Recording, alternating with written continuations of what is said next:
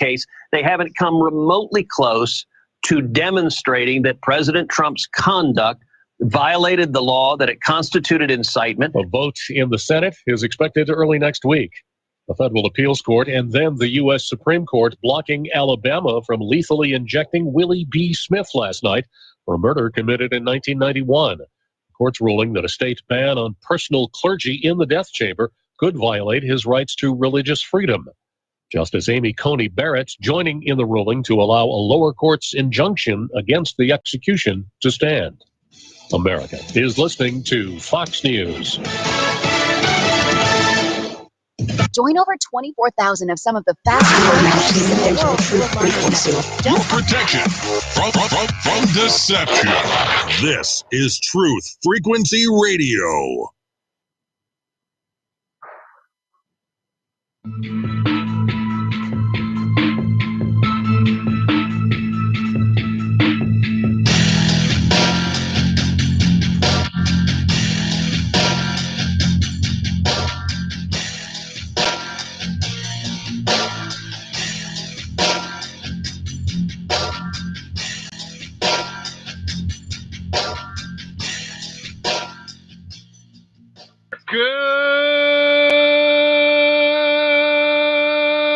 Good morning, TFR. Good morning.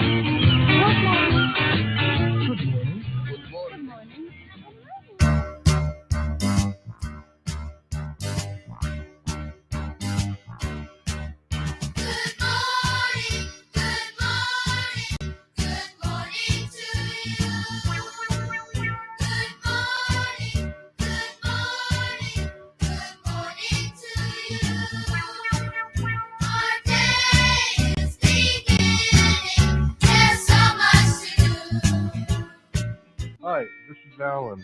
I like Ironworx because it's where everybody knows your name, and they're always glad you came. I love Ironworx with Josh, Walt and Zach.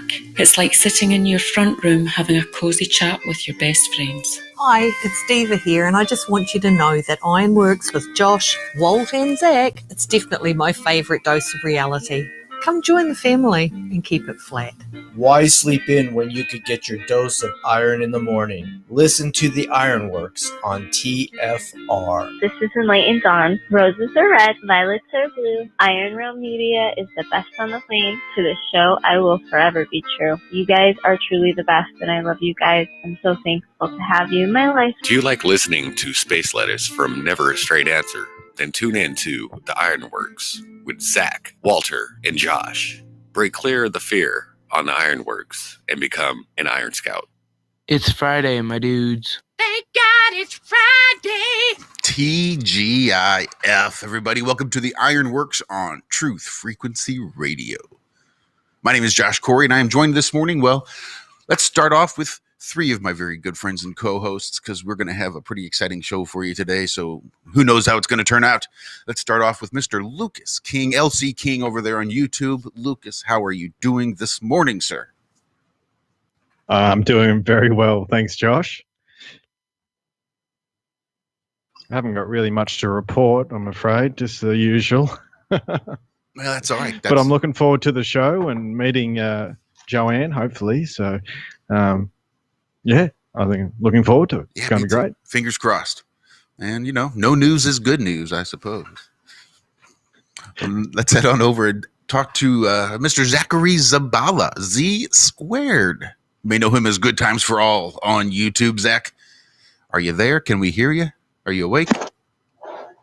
The first two. I don't know about that last one. I think I saw 2:30 last night.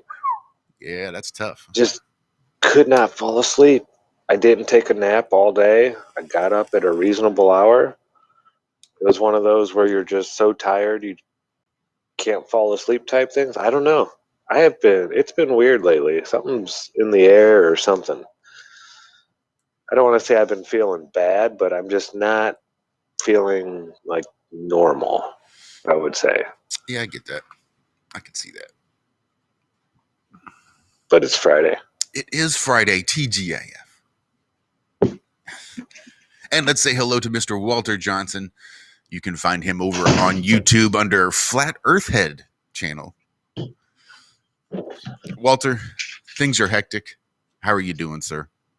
I am hectic, as you say, sir. Yes, it's been a crazy morning for me as well here. I wake up to electricity having gone off at least once, if not a few times, which shuts down my computer, etc. from there. So took a few restarts to get it in this morning, trying to get our guest in the call, which is usually not a big issue because we just have Skype running here. And that's been giving us trouble since I started that issue with our potential guest here. So just, yeah, one of those mornings for damn sure. And then I see this clean shaven gentleman sit down at the computer. Good morning, sir. How are you, sir? How are you, Roving Mad Reporter? Wrong microphone. What are you up to, friend? Roving Mad Reporter? Is that what you said? How you doing, Jonathan from Jersey?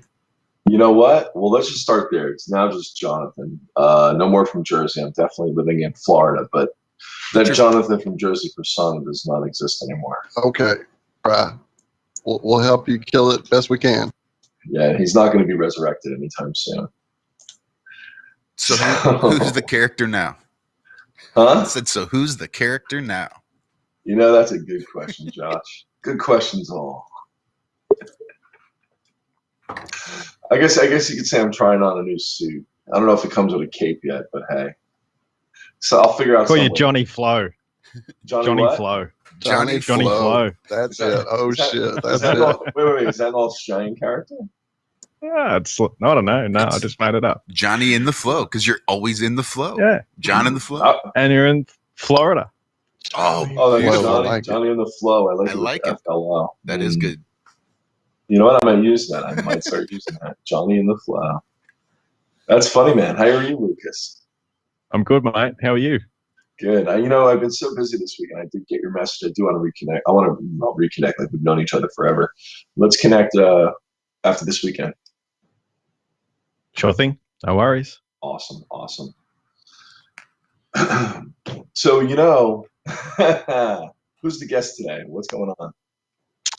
Well, we had booked Miss Joanne Fisher. She's got an interesting, I hate to even say it wrong or tell you wrong. So why don't I shut up and try to get her in here again? Because, man, not only I see Alan, our buddy who helped us make this happen. He's been having some computer problems this morning as well.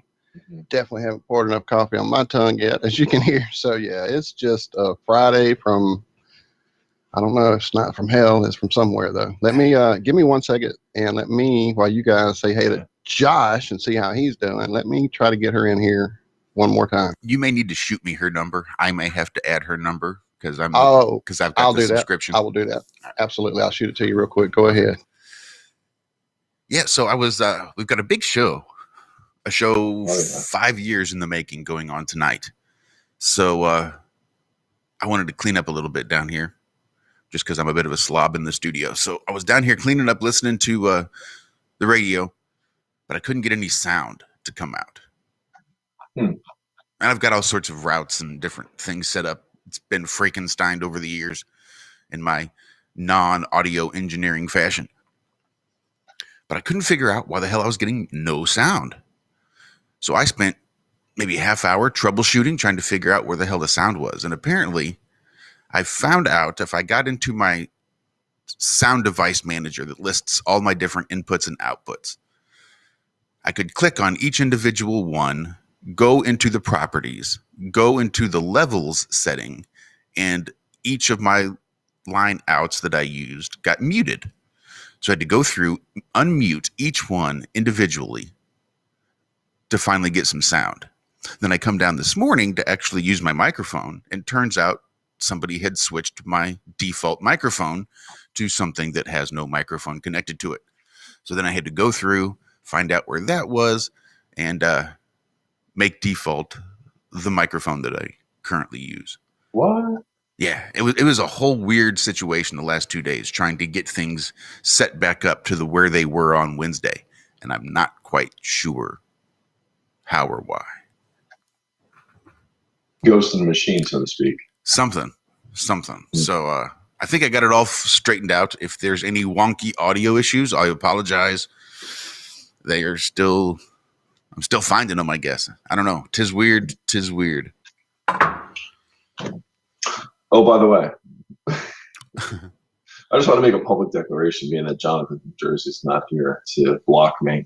The flat Earth is definitely flat.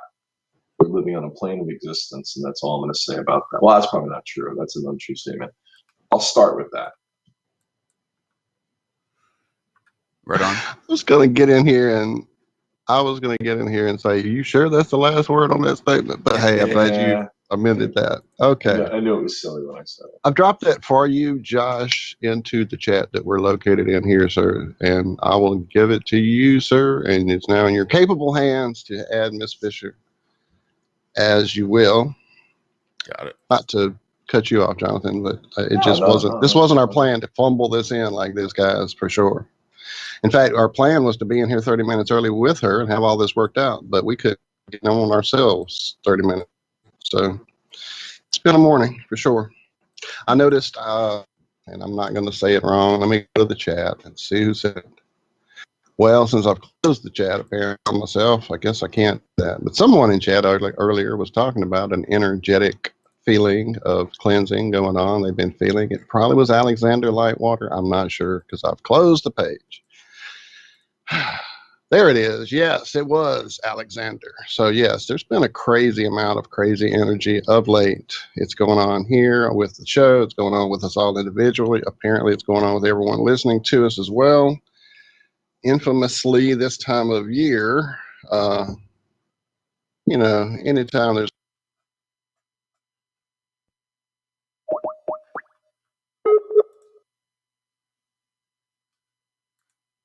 let's go look into this time of the year and the esoteric field of things. I mean, there's a reason the Valentine's Day massacre occurred when it did. So I'll just leave it there. There was a massacre? When did that happen? I don't know. Fake history. Oh. I'm really just more or less babbling here at this point. Coffee's trying to kick in. I am not getting anything to connect like I want it to. I've finally gotten back to the call. To the show, whatever, to the chat. Hi, chat. I'm not going to start typing there because it'll probably explode at this point. Anytime Lucas or somebody wants to jump in and make for good radio, go ahead. I know, right? I'm babbling on here. Babbling on. We got Sleepy Zach. We got Lucas just quietly watching us burn this thing to the ground.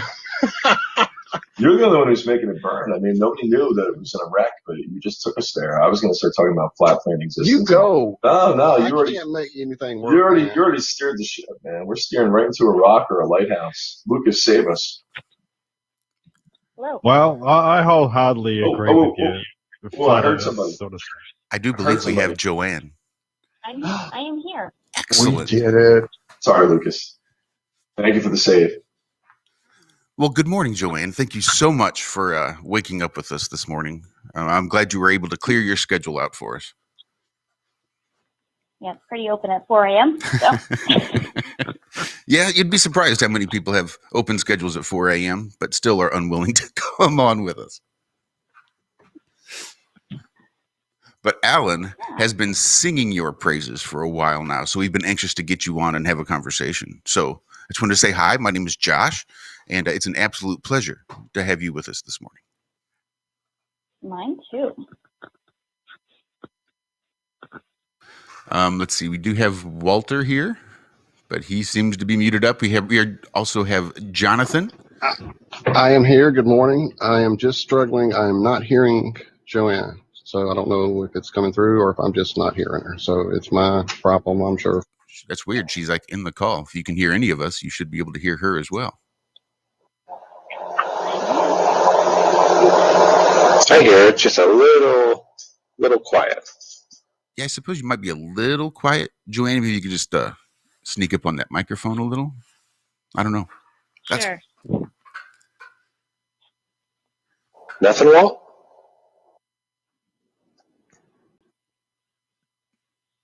That is so strange. I don't know. That doesn't make any sense to me. Granted, I'm not super smart, but that still is pretty strange.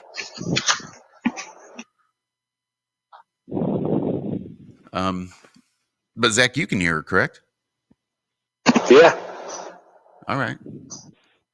As I said, it may be me. I did wake up to a computer that had been zapped by power going off. So I could be actually having real problems, not just Skype problems. Huh. I don't know. But anyway, I'm so sorry. Welcome to the show. Good morning. Yeah, Sorry. it's very nice to meet you, Joanne. My pleasure. I'm Zach. Or good times for all if you prefer. Either way. I'm Lucas. How you going? Okay, Rob's now just saying that we can only just hear her. Wait, what? Maybe she should just talk and we should just shut up. How's that? I can hear everybody. So they're saying they can only hear me. So please. Now you got louder for me. So I don't know what changed. It could just be the dust settling in the call. Everyone truly seems to be having some kind of electromagnetic interference today and over this last few days. So, but suddenly you got really loud for me. So I can hear you now. Glad to hear from you. Glad you're here. Sorry again. It's an Iron Rim thing for sure. All right, Rob says it's better now. Thanks, Rob. Okay. Better see you tonight. So who's Joanne and what does she do? Please inform us. Do you want me to introduce myself? Yes, absolutely. You certainly can. I was going to say how I found her is through our buddy Alan here in the chat, our buddy, our line producer, our good friend for quite a while now. And he's been talking Joanne up for some time. I've been to her Fisher Family Body Talk website and perused it quite a bit. There are some amazing ideas. I see some interesting ideas looking at helping infants with some potential sleeping issues, but I think you're going to bring a whole lot more to it than that, Miss Joanne Fisher. How are you? Oh, pretty good. Now that we're here? Now that we're here, yes, finally. So, now that I've sort of garbled an introduction in here, explain to everyone what it is you actually do here and what your site's about, what your potential classes, that kind of thing, what you do. And Well, I am a certified body talk practitioner, infant sleep educator, yoga teacher, and before all that, I have a bachelor's degree in kinesiology. So, somewhat a varied work in helping humans heal and thrive. Well, that's a nice, noble calling. Yes, there's a lot of people out there suffering. I've always been fascinated by kinesiology. An infant sleep educator. What does that consist of? That's really interesting. Yeah, so this is working with the biologically normal sleep and looking at how babies are just wired differently. And waking at night is a normal part of their biology. And so there's a lot of anthropology. My teacher from this training is a neuroscientist. And so it gets into all of the brain development and looking at how babies actually develop and how 85% of your brain growth occurs in the first 3 years of your life and how your whole foundation of your mental and emotional well-being is all formed in those first few years of life. And so our common parenting practices from the last 100 years that have gone away from our anthropology, from our normal human evolution, don't support healthy development. And so it's really trying to get back into responsive parenting because babies don't have the brain capacity to self-soothe. That's one of the biggest myths ever told parents, that you need to leave your baby to self-soothe. They don't have the brain to do it. They don't have that prefrontal cortex. They don't have the mechanics of it. And so... Can I ask a question? Mm-hmm. You go ahead, Jonathan. So for my son, he was born, and I set up the environment for him to be at peace. I had him listening to classical music.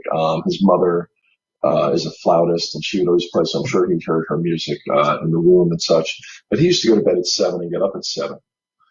every day without fail, never wake up, never a cranky baby.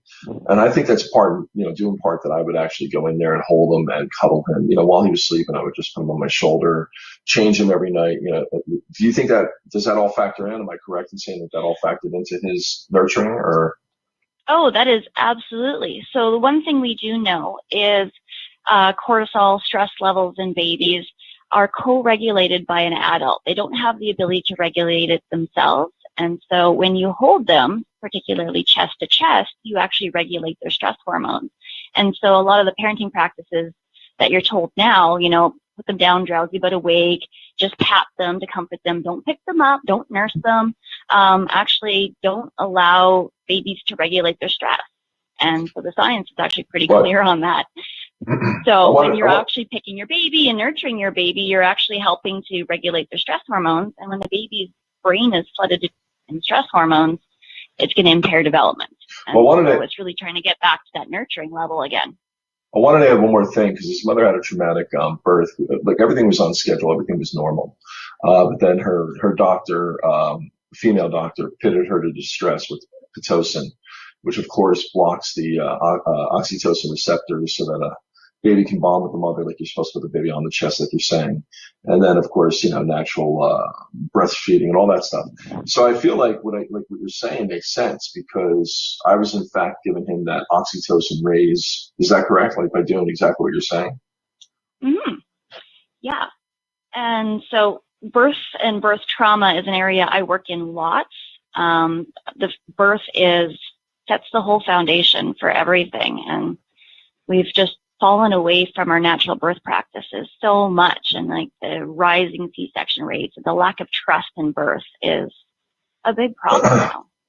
Well, I was gonna say one other thing. I don't know if I'll say it on here. I'm honest these days. I remember all the way back. I don't know if this came through a guided imagery session or whatever, but I remember all the way back to my first day out of the womb. And my mom used to laugh about it and say, when you were born with your eyes wide open, you're looking around like, oh my God, I can't believe I'm back here in this place. But then I remember my actual circumcision. And it really, I believe it kind of like broke my psyche to orientate into this plane of existence, into this, physical dimensional world, and threw me right back into my psychic senses, or that trauma. But it affected me, years later on, sexually with women, like so many things that I didn't realize that I had buried. And so what I was going to ask you, here's my question. I have to say this one thing. I tend to go on a very long trajectory, kind of like Pluto, to come back around the sun. Do you work with adults now who have these kind of issues? Because we work with people here at this temple in the sun where I'm at. And a lot of people have these, everything from abuse to whatever the trauma is. Do you also help adults, or? Oh, yes, absolutely. I work from in utero to elderly. I work with every issue under the sun. Awesome. So it's quite interesting that you say that, because I have another client who is really remembers all of, her earliest stuff. And it's often they say, your baby's not going to remember this. It doesn't matter, but we might not have autobiographical, I cannot talk this morning. You get the idea.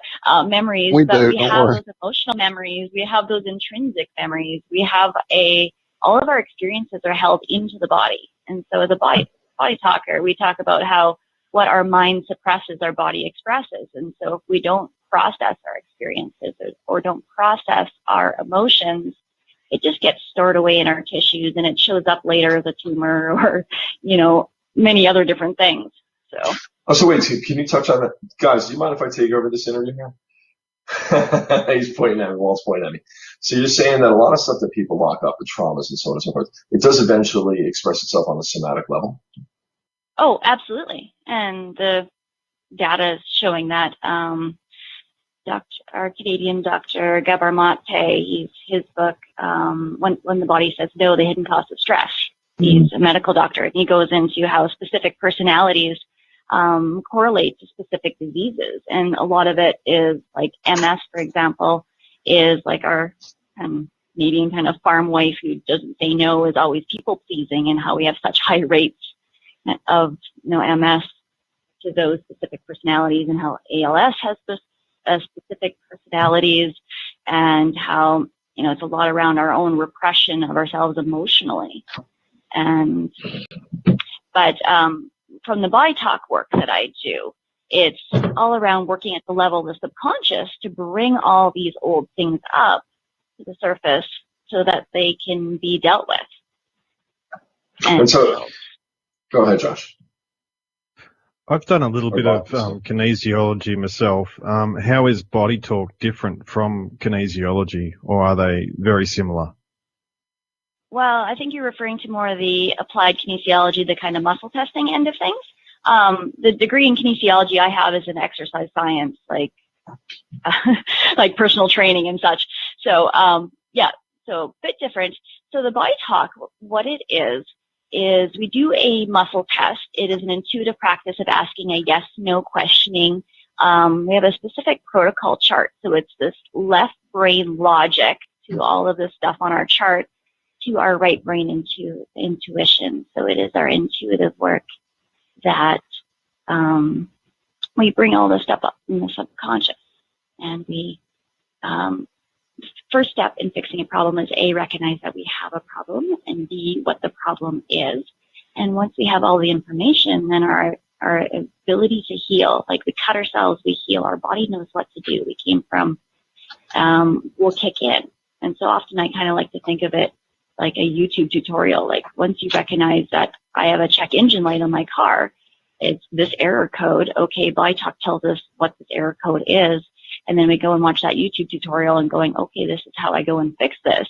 Then your body can go to work and fix it without having to, go out and get a surgeon to do it for you.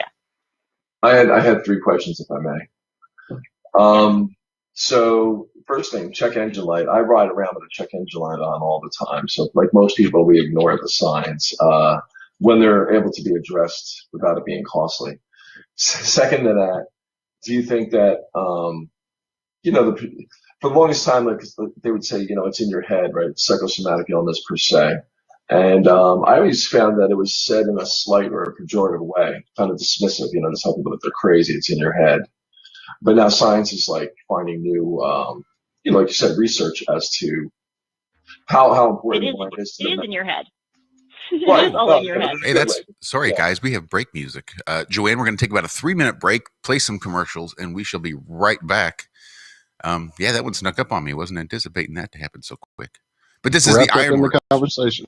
We are joined by Joanne Fisher this morning, and we will be right back after these briefest of messages. The reviews for Extendivite are amazing. Here are some from Amazon. September 2018. Extendivite works in keeping my blood pressure in the normal range. I've been using Extendivite for many years now. May 2018. Great product. I use regularly and I rarely get sick. March 2018. This product has relieved what appeared to be angina pain in my chest and shortness of breath after climbing stairs. I'm quite happy about it. February 2018. My husband, son, and I have been using this product for a few months now, and we have noticed an improvement in our joints and blood pressure. Tell us your story. Get Extendivite today. To order, call 1-877-928-8822. That's 1-877-928-8822 or visit heartdrop.com. Extend your life with Extendivite. Hey folks, guess what the #1 phrase that Life Change Tea receives by email? You ready? We love this tea. We love this tea. Time after time, week after week, we love this tea. Life Change Tea gives you more energy, a beautiful cleansing, and fulfills its slogan perfectly. The tea that makes you go. So if you want to be on your health game, log on to getthetea.com and order Life Change Super Strength Tea. Packages come in a 1-month supply, and when you brew this stuff, wait until you see the results. Aren't we all about the results? And with a lot of people's health struggling, we can use a little bit of help. Doctors will tell you disease starts in the gut. So log on to getthetea.com. That's getthetea.com. Be our next email saying, I love this tea. I mean, I love this tea. Get the tea at getthetea.com. Helping America one tea bag at a time. True initiation is an inward journey. It's a spiritual path that is totally inward. It has nothing to do with anything external to you. I want to determine if the grand architect is indeed what I believe it to be, which is the artificial intelligence. The initiatory path is one of self-discovery and self-revealing. It's not a journey that someone can hold your hand through. Tonight, ladies and gentlemen, I want to take you through the steps of initiation. Remember, you are divinity. Step Beyond the Veil with Chris and Sherry Geo. Fridays and Saturdays, 7 p.m. to 10 p.m.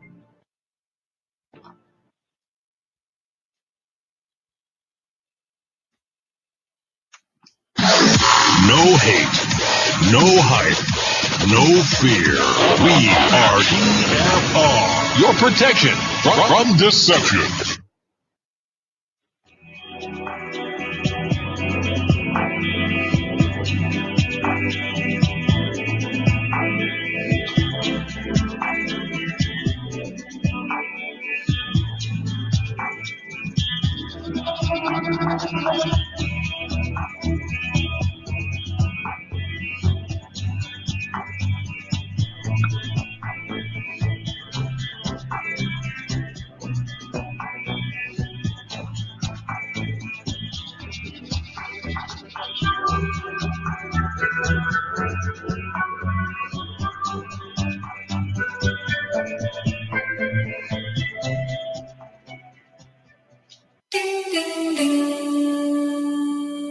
Good morning. Good morning.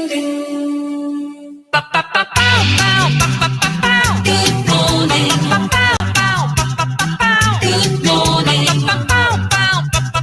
Beautiful day. It's a beautiful day. And welcome back to the second segment of the Ironworks right here on Truth Frequency Radio, TFRlive.com, simulcast across the plane via restream to Twitch, Twitter, YouTube, DLive. I think that covers it. But we are joined this morning with Joanne Fisher, as recommended by our executive line producer, Alan Holman, whose opinion we respect immensely. So we definitely wanted to get Joanne on here to have a discussion and a conversation about body talk and some of the things that she's been doing. And I know that's what was really interesting to Alan, is this whole concept of the body talk. And listening to you describe it, it is absolutely fascinating. So welcome, Joanne. It's always a pleasure to have a guest with us in the morning. Absolutely. So from where we were, just backtracking, as you're talking about repressing your symptoms. So that's the whole main emphasis of body talk, is your body's always talking to you. It's always communicating. Every symptom you have is your body trying to get a message to you. And so we always work with a lot of what we call the body consciousness, in that every body part has its own role, its own function, its own job. It's got its job description. And so when you hurt a specific area of your body, there's usually a specific story behind that. So our nerves, if we have nerve pain, that's usually around communication. I had a client that was having severe nerve pain issues, and as we worked through her stuff, I find out that she's cut ties and isn't speaking to her father, who is very elderly and probably going to die right away. And so her body's just screaming at her that she needs to repair that relationship and get that communication going again. And as she repaired that relationship with her dad, all of her nerve pain went away. That is absolutely fascinating. That's very astounding, actually. Yeah, so that's much of it is basically with mental. with everything.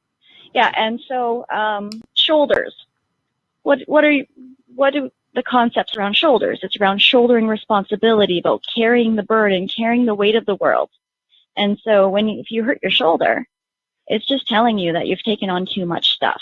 And so with my work in, pre and postpartum, shoulder injuries of like carrying the baby around in the car seat are quite common, but it's not lugging the baby around. It's just that they probably don't have enough support and they're just carrying all this weight of this baby themselves. Hey, can I tell you something? It's funny you say that. When I did reflexology and Reiki on and any kind of energy work, especially with women, their right side would usually, they're masculine. I don't know if you're familiar with that modality, like right is masculine, left is Absolutely. female. Yoga teacher. Yep. Oh, I'm sorry. Yes, namaste. True. No, namaskaram. Truly, in the deepest sense of reverence. But no, the women, especially in the past 20 years, their right side is more developed and even stressed more. Almost like when you see somebody who has muscles that are too overdeveloped on one side, it pulls on the rest of the skeletal frame, right? And the other one's weak. And it's almost like because they're leading all the time, they're being both the male and the female in the relationship, whereas a single mom or so on and so forth. Do you find this to be true? Oh, absolutely. And if you talk to my husband, he'll say feminism ruined the world, just the whole end of. Do you mean, do you mean misandry, modern feminism, misandry, or do you mean? Well, it's just in just how we, women into the workforce, right. And the loss of the family, and how there's so much pressure, well, mostly in how it just ruined the world that you end up having to have two incomes and both parents basically have to go to work now to survive. Right. Yeah. I agree with you by that. I agree. I'd love to talk to your husband. Yeah. And so when you look at countries that actually have really good maternity leaves and good support, like Sweden and Finland, where they bring, it's paid for and they bring people in the house to support you, the mental health and the wellness of that country is so much better. And when you get countries like USA and New Zealand that only get 3, maybe 6 weeks of maternity leave, the outcomes are so horrible because the stress of the parents and the stress on the baby and the stress of separation is just not healthy. So at least in Canada here, we can actually take 18 months of maternal leave now. So we have something similar, but not that long. It's called FMLA, Family Medical Leave Act. But anyway. Yeah. Joanne, did I hear you say that from the infant sleep end, that stress on baby is correlated to, like going back to daycare, is highly correlated to SIDS. Oh, is that right? Back in SIDS? The SIDS rates are really correlated to the countries that don't have good mat leave. And did I hear you say you get paternal leave at 18 months? We can take a year or up to 18 months and we can split it. So mom can take 6 months and dad can take 6 months, or mom can take a year and then dad can take 6 months. We have that in Canada if you pay into employment insurance. And me as a self-employed person, I haven't been, so I didn't actually get that. But the way I work, I work around my kids pretty well. So. There's the old adage of it takes a village to raise a child, and growing up rural country like I did, that was kind of how I was raised. Aunt down the road or people down the, everybody knew everybody. If somebody was ill, everybody came and helped with the family, with the care, take the kids off to do things and get them out of the house. So there was that idea of it, a village raising the kids, not just somebody struggling, trying to do 2 jobs, 3 jobs. And you had grandparents and family, you had everybody there to help you out. And so that's the biggest problem we have now with the nuclear family is that disconnection and that lack of support and the high rates of stress, that even if the parents are there with their kids, they're not mentally, emotionally there with their kids. They're so distracted, and that sense of separation and lack of, a lot of the work we do as an infant sleep educator, but for all of us is around that attachment relationship. And the attachment relationship comes from, being able to have that support network and knowing that they're going to be there for you all the time. And even if your parent's there, but they're, on their phone, trying to pay bills and trying to, focus on a million other things, then your secure attachment isn't going to be what it could be. Whereas countries that have, extended family as all living together and have all of those different adults there, they talk about, how our best environment to live in as far as our development goes is like our hunter-gatherer societies where we were all living in a big community. That's the way we were designed to be. Those are the communities that practice Ubuntu, And Ho'oponopono. I can never say that word. Ho'oponopono. I can't say it. I'm not. I noticed because I with my first my oldest daughter, basically when I was working full time, I would miss huge amounts of their growing up and the nuances, the little things that they come up with, say, new little speaking mannerisms or whatever it is. And then, it was a big reason why I actually changed, where I wanted to work and working from home so I could actually do that. And, that sort of speaks to that community living as well, where you're living where you work and you're around your family constantly. So, that tribal thing is there, working where they live, and that makes a huge difference, and it's made a huge difference to my relationship with my kids as well. So I think that's really important, what you're talking about with the tribal stuff. Yeah, I mentioned Dr. Gabor Mate earlier. Him and Gordon Neufeld have a book called Hold On to Your Kids, and it's why the family relationship is more important than the peer relationships, and how we have this huge epidemic of kids that have that the attachment relationship within the family isn't strong enough, and we're hardwired to attach to someone that they'll go and attach to peers, and then they won't pay any attention or listen to their parents anymore, and how we have this huge problem with that. It's all coming back to that attachment relationship, and how you actually have to reconnect with your kids, when they wake up in the morning, and you have to make time and have that one-on-one time with them. Basically the attachment is like a hunger, and kids crying out for attention and is always just that communication of that need of attachment. So all the discipline problems we have with kids now is simply a relationship problem.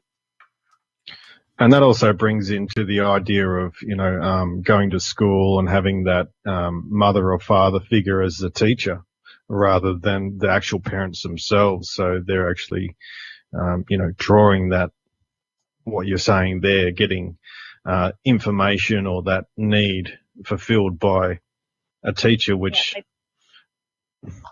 and we know where the education system sort of derives its, So one of the things I do is I teach this class called Personal Evolution, and it's going back to looking at your own attachment styles, your own emotional intelligence, going back and healing your own, kind of wounds, and understanding a lot of these concepts, because you can, our kids are our mirrors. They just absorb what we have. And so if we're just, carrying on the same patterns from our past, there's lots of generational healing in it as well, that they're just, we're just going to, if we make that decision that the buck stops here and that we're going to change and we're going to change our ways and parent differently, then we can make a big impact. And so a lot of it comes down to our own level of emotional intelligence, that the ways, as I was talking about, not being able to be co-regulated by a parent. So cried out sleep training. There's no smoking gun saying that it harms attachment, but the big thing with it that we do know is that when a child is left to cry, they're in stress. It's stressful for them. Their brain floods with stress hormones. And unless you're there to actually hold them, rock them, bounce them, do a way to help co-regulate and get them out of that stress mode, it's going to affect their brain development.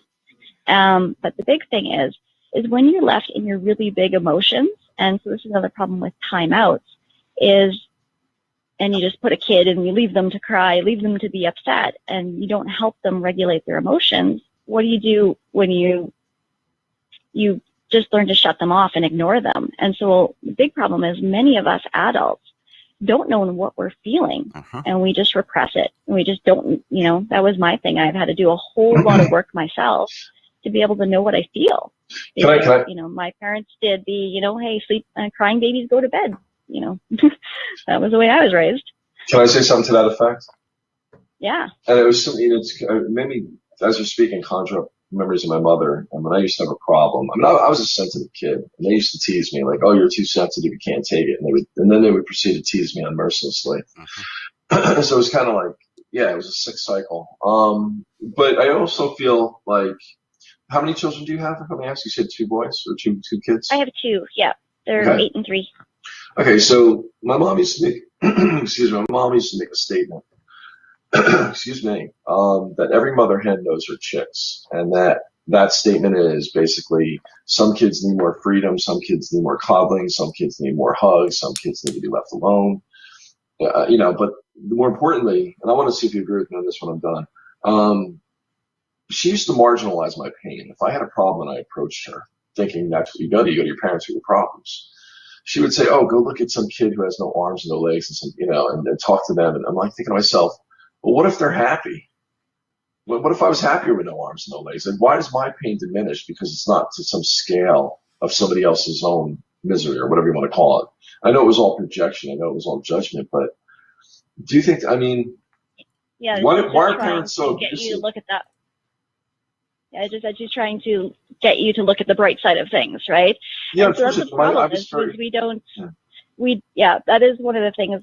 Part of that class is really also working with being able to hold space is always the term, right? And just being able there to acknowledge and that your 2-year-old having the tantrum because their cup is the wrong color, it feels like the end of the world to them.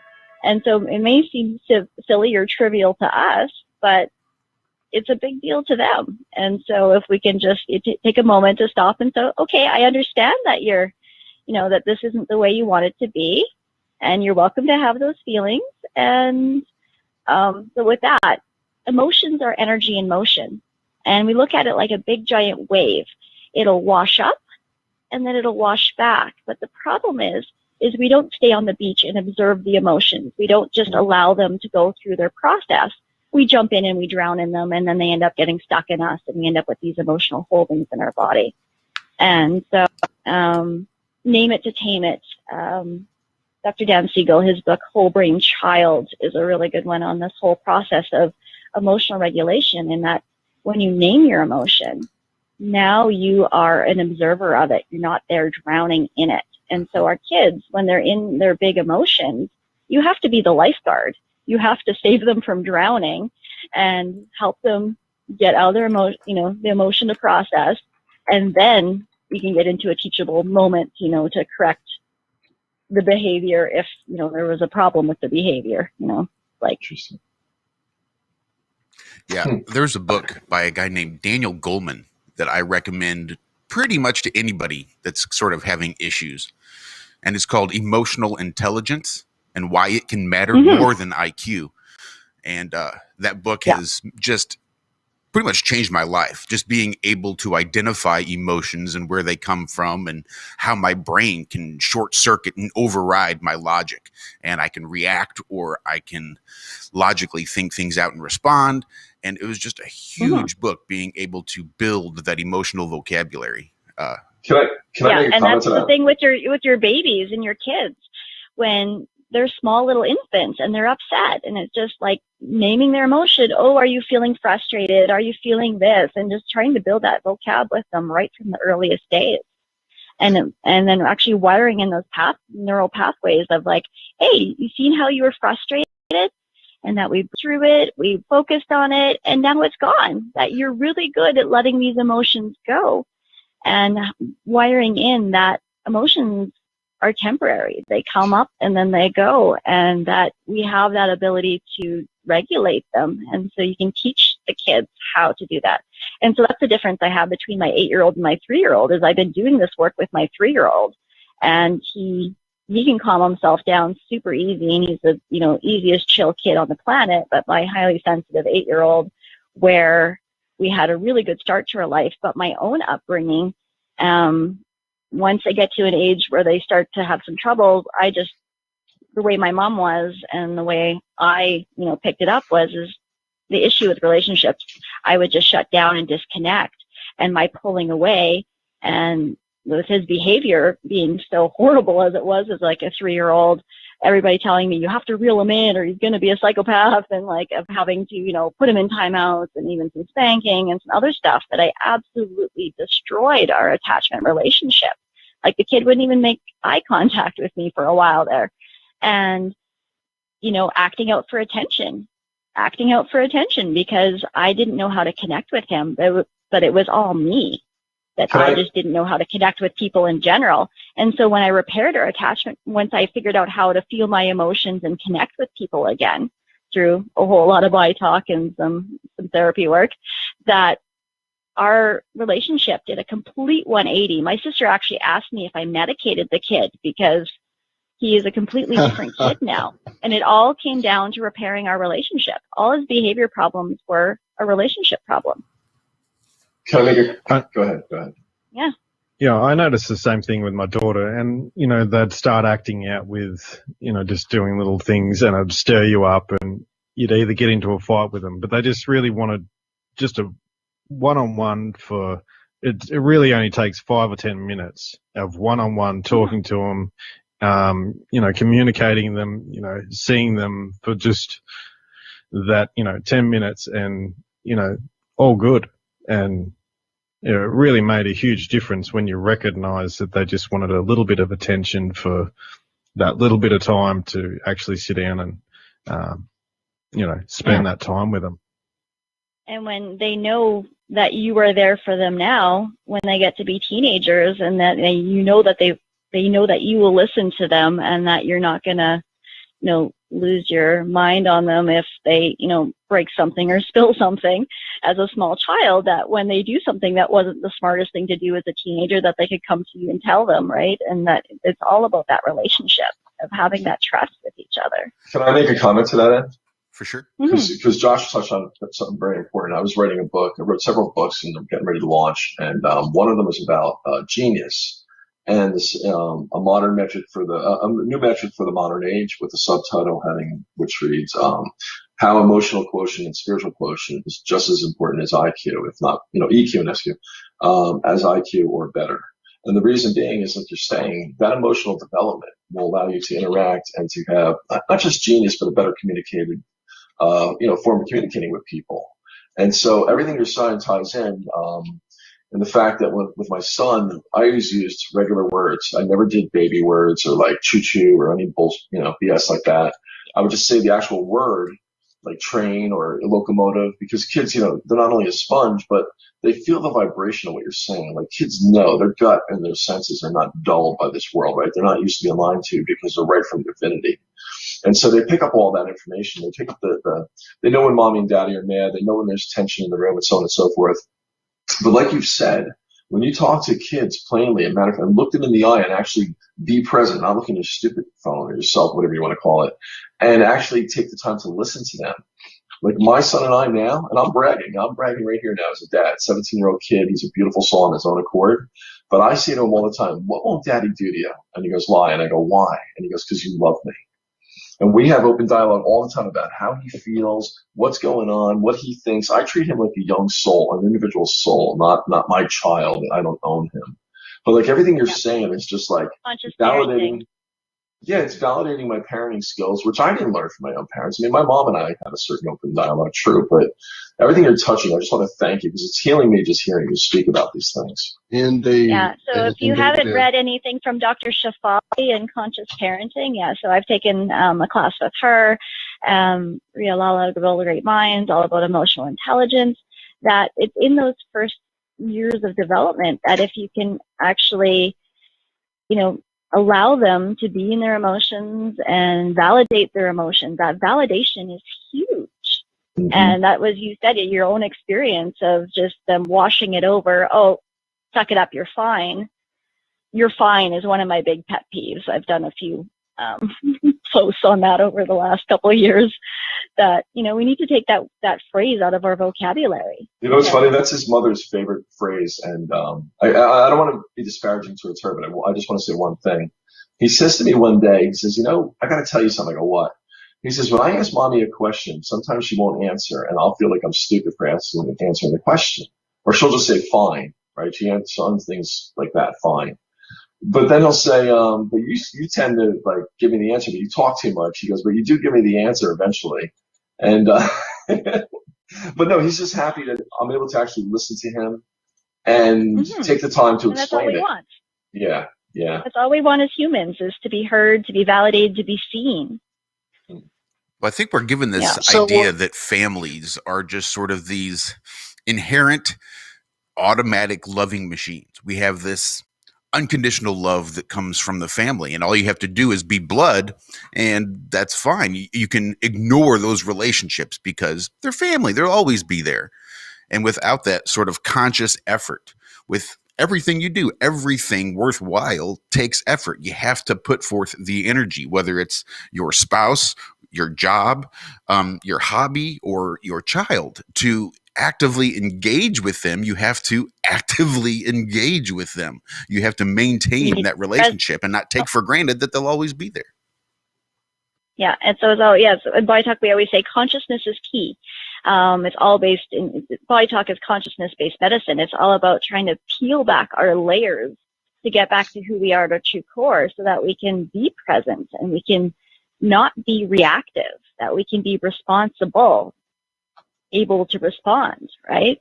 So it's all about trying to peel that back. I like to think of us like a big giant light bulb, and that we come into this world as glowing bright little light, but then all these layers of paint we call them our matrix, our masks, our personas that are put on you. The first one is our masculine and feminine. I'm a girl, I need to be this, this, and this. Okay, I'm in this religion, I'm in this, and I'm in this, and I'm in this. And it's all like layers of paint on us, so that we no longer shine again. All the conditioning, all the dogma, all the crap, belief systems are all just put on us and our experiences like big layers of paint. And so in the Body Talk process, basically what we're doing is peeling those layers away so we can get back to our true core, who we are at our essence. And so Body Talk was first developed as a spiritual healing practice. But what they discovered as you start to heal what we call individuation, that state of not being divided, when you get back to being at your core, being on your life's purpose, that your physical stuff heals. As a yoga teacher, we talk about the 5 bodies, the 5 koshas. When you heal at the energy, the outer spiritual levels, it trickles down to heal at the mental level and the energy body and then the physical body. And so if we can heal at that spiritual level, it does everything. Yeah, that's correct. When I was studying kinesiology, we'd have we got about 45 seconds, Lucas. Hold it. Go ahead, Josh. Yeah, we'll come back to it. Yeah, we'll come back on the other side, and I definitely want to hear more about this Body Talk and sort of what a session involves and sort of how that, just a basic walkthrough.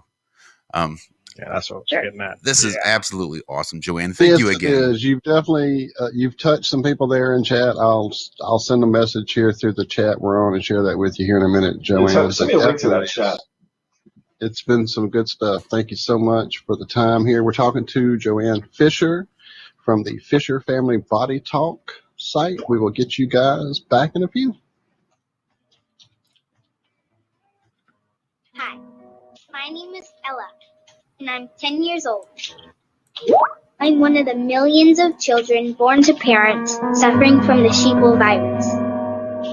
Symptoms include the inability to think for oneself, the attention span of a goldfish, and a strong belief in government and the mainstream media. It is estimated that 1 out of every 2 children are being raised by parents infected with the sheeple virus.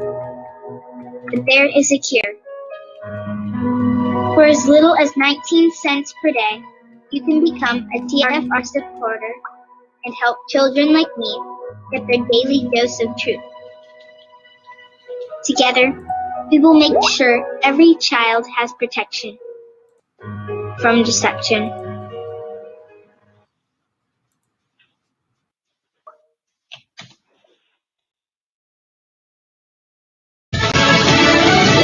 An admission of a cover-up? I'm Jack Callahan, Fox News. A close aide to New York's Governor Andrew Cuomo telling state lawmakers in a video conference the state deliberately withheld numbers about New York nursing home deaths early in the pandemic. Secretary to the Governor, Melissa DeRosa, made comments about higher totals during a video call with state Democrat leaders, trying to explain why the actual numbers were withheld. She says, quote, basically, we froze because then we were in a position where we weren't sure if what we were going to give to the Department of Justice or what we give to you guys, what we start saying was going to be used against us when we weren't sure if there was going to be an investigation. Fox's Marianne Rafferty on the story first reported by the New York Post. The Associated Press reports COVID-19 nursing home deaths in the state were 15,000. That's 40% higher than the state had reported. There are calls for a federal investigation, and Republican New York State lawmakers are saying the governor should be removed from office. The Senate impeachment trial heads into the defense phase today. After House impeachment managers wrapped up their case yesterday, Maryland Democrat Congressman Jamie Raskin. I've talked a lot about common sense in this trial because I believe that's all you need to arrive at the right answer here. Texas Senator Ted Cruz says he and some Republican colleagues have huddled with the Trump legal team. I grabbed Lindsey Graham and Mike Lee, and I said, why don't we go sit down and talk with the president's lawyers? And we spent, 45 minutes, an hour in there talking with them. And I just wanted to sit down and say, okay, what are y'all looking to put forward, and to share our thoughts in terms of where things are. Senator Cruz telling Fox News at night the Democrats are using a standard for incitement that exists nowhere in legislation or in case law, and says the former president will not be convicted. Alabama did not execute Willie B. Smith last night after a federal appeals court and then the U.S. Supreme Court blocked his lethal injection because the state would not allow Smith's pastor to be in the death chamber. America is listening to Fox News. This is Truth Frequency Radio. The wicked ones obviously under heavy Masonic influence.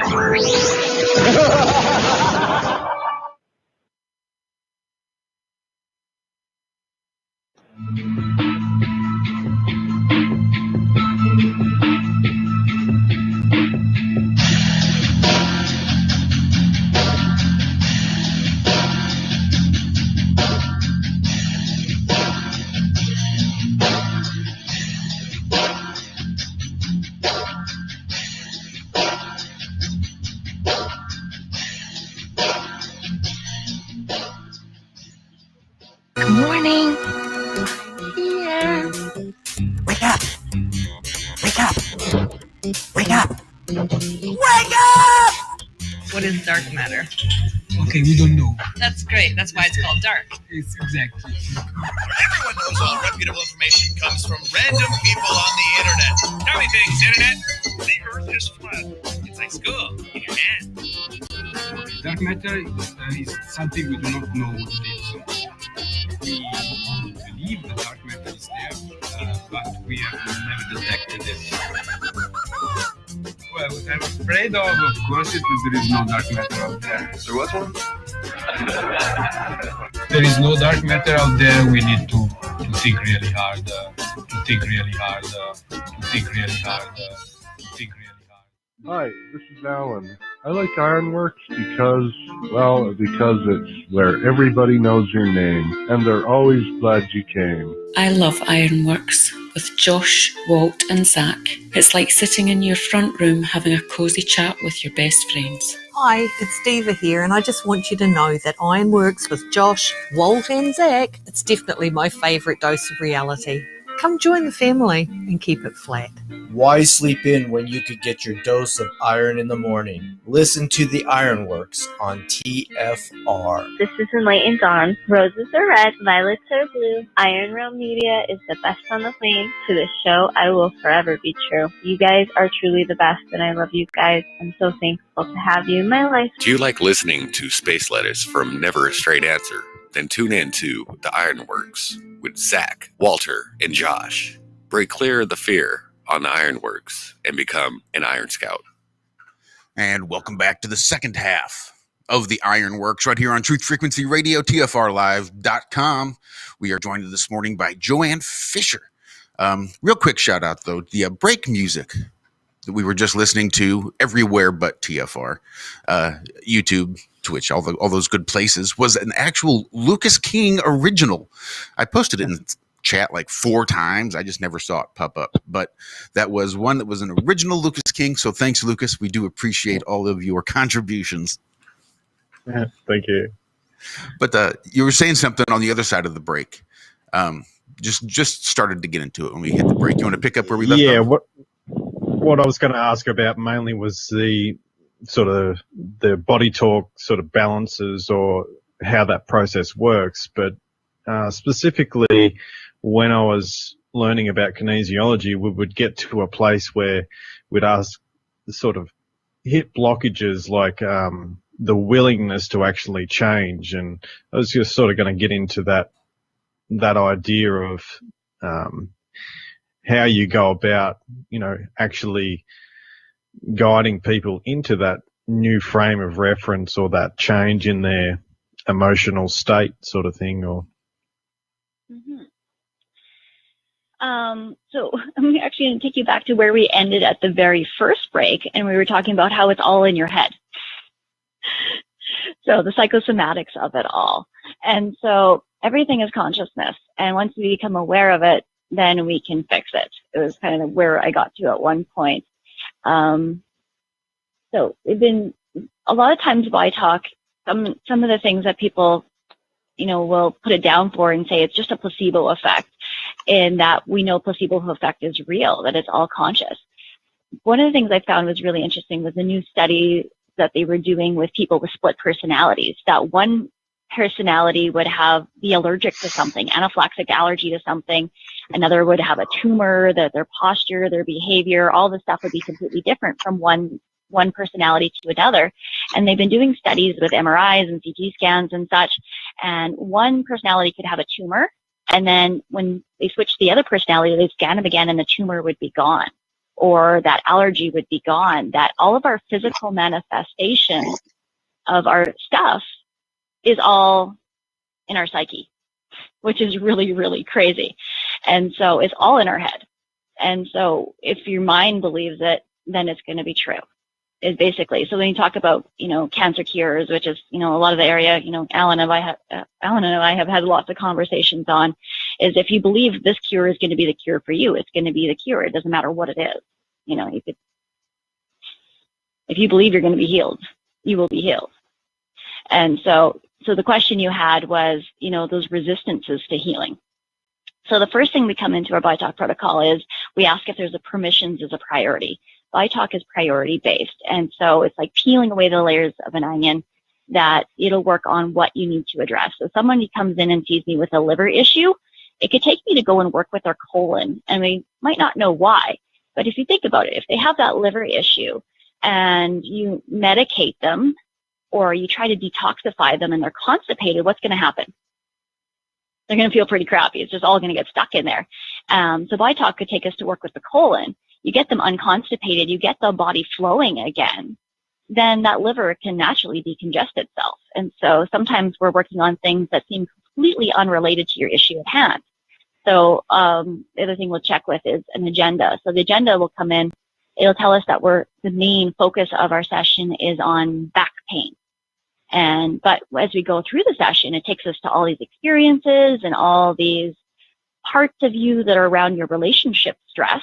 And as the back, consciousness of the back is around support and stability and flexibility, that the back pain is just a symptom of your relationship garbage. And when you can work through and release a lot of the relationship stuff, then the back pain goes away.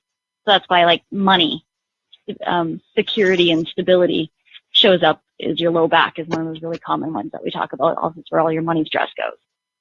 So when we can work at those levels, that makes perfect sense. Yep. Can I ask you something on that? Yeah. So inversely, when my mom or dad used to call me a pain in the you know what, was that psychosomatic or was that true? Well, I know definitely with my relationships, I still have chronic issues with my neck, and I know it's like my husband's a pain in my neck, and I know it's but physically it shows up that you don't know my sense of humor. Telling me I have to work through, my ability to connect and have better relationships with people. It's still a struggle with me that I just, You don't know my sense of humor yet, but I usually make a point that's actually profound. It's just hidden in a bunch of junk. What I'm saying is, being a yoga instructor and such, the way the body mechanics, and you're right, there are emotional components that attach to certain organs and so on. And I notice the same from reflexology, so I get it. But when people use that term, right, a term develops out of truth, parables, proverbs, whatever. So when somebody says somebody's a pain in the pain in the ass, I'll just say it. When you consider what that is, right, most times people think they have a pain in the ass. They'll say, oh, my sciatica, not realizing that's the psoas or the I-band, T-band, whatever. So do you think it's the same way that we use certain language that is really keying in on something that we don't realize? Oh, absolutely. Okay. That everything that we really look with this mirror principle, that when you get down to the realms of, it's all based in quantum physics, and that there is no disconnection, that we're just this all one big giant ocean of energy. And as energy can't be created or destroyed, it just always transforms. We know that whole deal. But it's that anything that is we see that is outside of us is actually a mirror of our own stuff. And so it's always just showing up for us to tell us, hey, this is what's going on. This is a piece of you. You are ready to heal this. And so when you see that, it's a message that it's something you're ready to work on and address. And so awesome. I look at life being a big giant spiral, that if you don't address something, it's going to come back around and hit you again. And if you don't listen to it, it's going to come back around and slap you in the face even harder the next time. And so you're just going to keep getting those messages. So I'm a huge believer that everything happens for a reason. And Walt, go ahead, because I got a question I have to ask her. Are you a junior? Grr. Why would you say that on air, sir? I'm asking. Here's the question I'm asking for, because I'm a third. And so I have read some studies and things that speak to scripting, that things get put into you by hearing phrases. And if you're a person who's named after your father, that doubly adds scripting, because you're getting it for your own name and you're getting it for their name. And you're there's certain parts of your psyche that do not differentiate. They hear your name and key it in. So I just wondered if that might be something you carry. I carry a lot of that. That's very interesting you say that, because what does that mean, by the way? I'm thinking it might be a bad connection on someone's part. Well, I'm not sure. Well, Joanne is calling from Canada, so. What is it? It might be Joanne's phone. It's on your end, Josh. Are they? Wait, it's the aliens. They're trying to come through. Something. There we go. Hold on, tune it in. They're trying to give us a message. It may be Allison. Allison, are you trying to talk right now? If it is you, it may be your call. Joanne.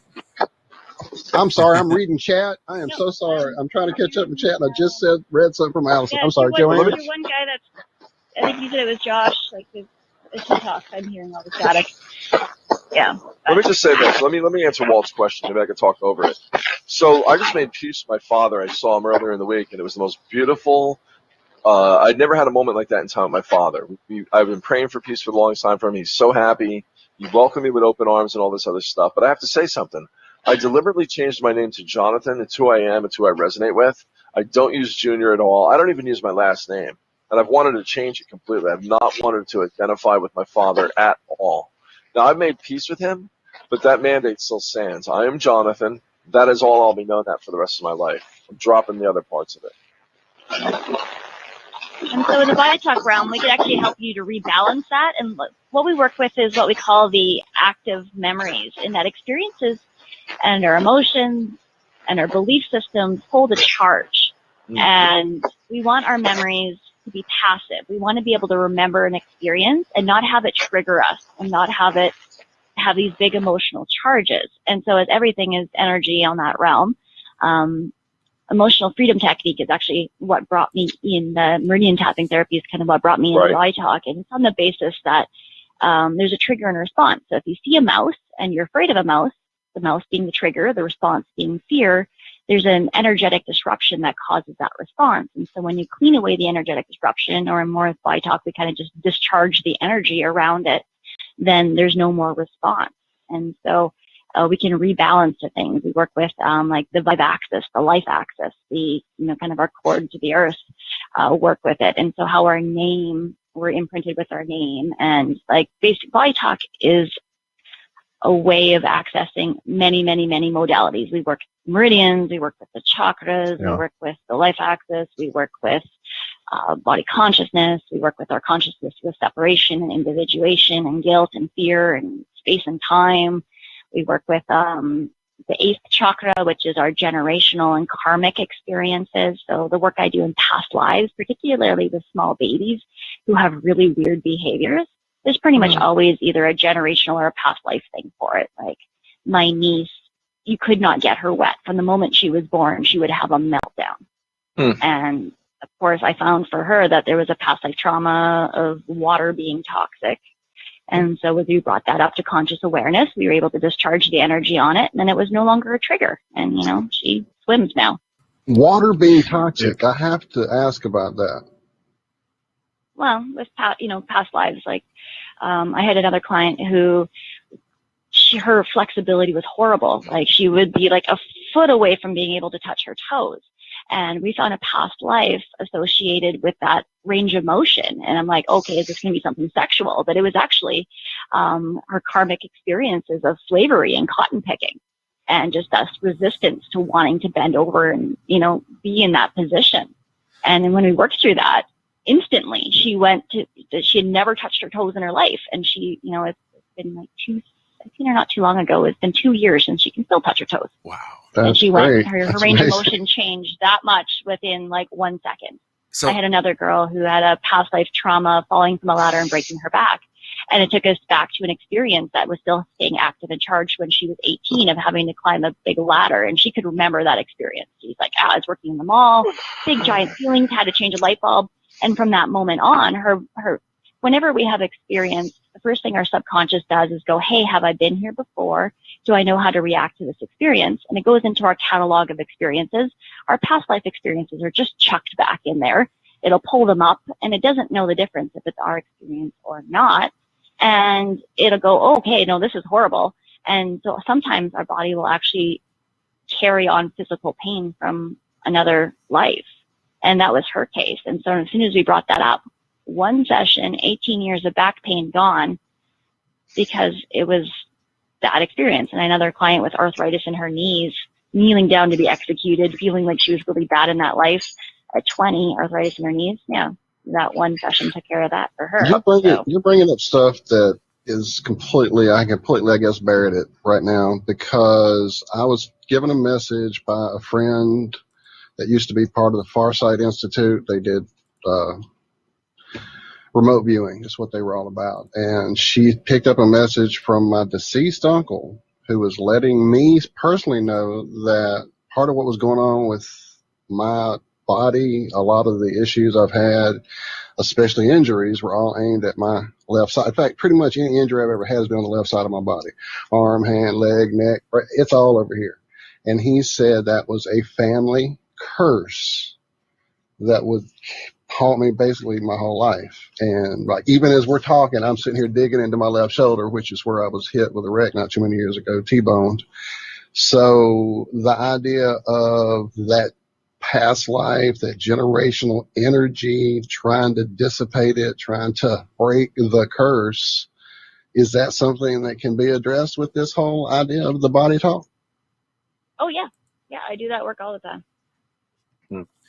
So do you also do remote sort of work as well? I know that and even group work. Yeah, I just more people are conscious of the shift, the better. And so sometimes I even do, get specific to your own specific stuff.